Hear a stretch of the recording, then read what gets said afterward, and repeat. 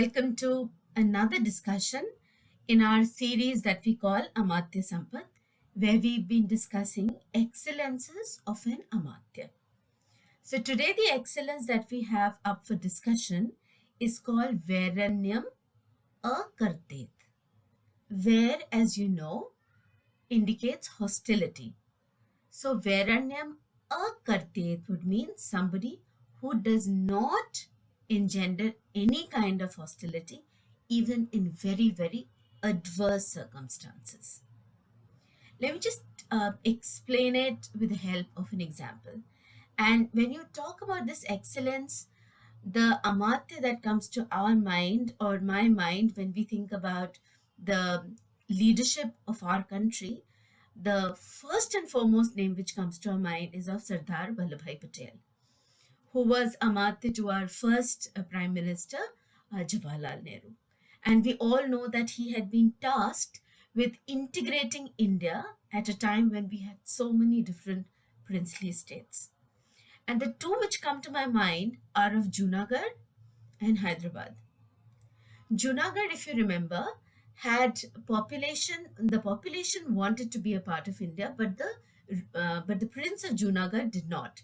And at that time, Sardar Vallabhbhai Patel chose to actually work with the Nawab and his advisors and finally push him towards a plebiscite in which then people voted and Junagadh became a part of India and the Nawab was welcomed into the Indian Union and things happened without any hostility. The situation was adverse. He had the choice to push his will through, but he did not. He waited, persisted, indulged in diplomacy, dialogue, and made it happen. On the other hand, the Nizam of Hyderabad did not cede so easily. And at that time, he was threatened with the use of power. And finally, Hyderabad also became a part of India, where Sardar Vallabhbhai Patel chose a different kind of a way to actually make it happen without getting any kind of relationships with the Nizam of Hyderabad to an extent where it proved to be detrimental to the newly formed country at that time. So these are examples of how he worked through such an adverse situation, but used this quality that he had in him, which is Vairanaam Akarte, meaning avoiding any kind of hostility, even in adverse situations. And I can think of no example better than this. So now, as you can make out, it is a very, very difficult excellence to have. It's easy as we speak, but it's very difficult. But you would see that all the quality, the skills that Sardar Vallabhbhai Patel brought in to actually make him be excellent at this of dealing with relationships in an adverse situations and still preserving them. He needed quite a few skills which we have discussed earlier as a part of Amatya Sampat.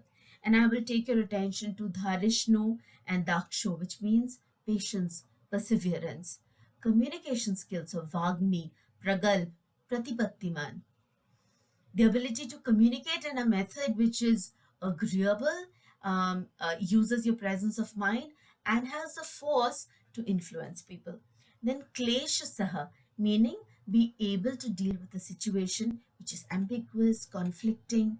So what I'm trying to drive at is that when we are talking about Vairanaam Akarte, it's, if you see, Acharya Chanakya mentioned it right at the end of the list of the Amatya Sampat that we discussed.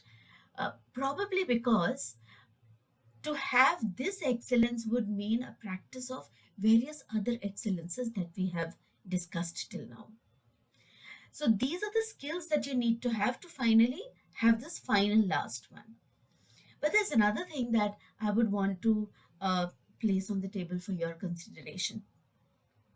While building these skills are very easy, there's a fundamental value that one needs to have in order to build all these skills. And I think that fundamental value is of ahimsa, of which Sardar Vallabhbhai Patel was also an excellent example of. Now, when we say ahimsa, what usually comes to our mind is not indulging in hinsa, which is a bodily harm. And it reminds us of all our freedom fighters actually laying their lives out to all the atrocities which were done on them. But ahimsa is just not limited to that. Ahimsa also means practicing non-violence in our speech, the way we speak. And we can imagine how much of that would have actually been a part of Sardar Vallabhbhai Patel's communication at that time as he negotiated his way with all the kings who were heads of the princely estates. And would he be able to do it if he actually did not have ahimsa in his thoughts? And why I'm thinking is because contrary to popular belief that, you might think whichever way in your mind in a manner which is critical, um, uh, condescending, it's very important to watch your words. What I'm saying over here is that I think it's very important to make sure that we practice ahimsa in our thoughts also, because how long can actually one act? One has to be authentic and genuine, and leadership is all about authentically putting yourself in your behavior on a day-to-day basis. So I think the bedrock of actually this excellence is ahimsa. So some of the questions that I would want to leave you with is that ask yourself, inspect in your swadhyay, that how much of ahimsa are you able to actually practice in your day-to-day life? Ahimsa in words and in thoughts especially. And when I say words means, am I harsh when I speak to people? Am I condescending?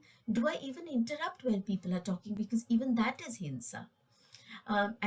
Do I give people a patient ear when I'm listening to them?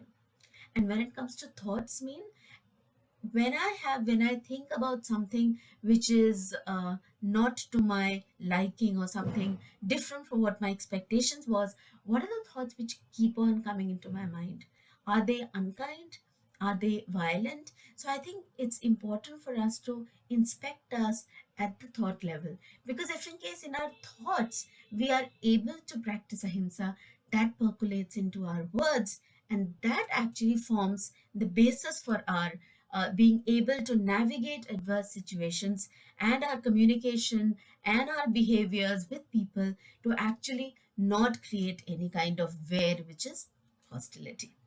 So I hope this has given you enough food for thought, and also enough to dwell about in your daily introspection or swadhyay that you're doing.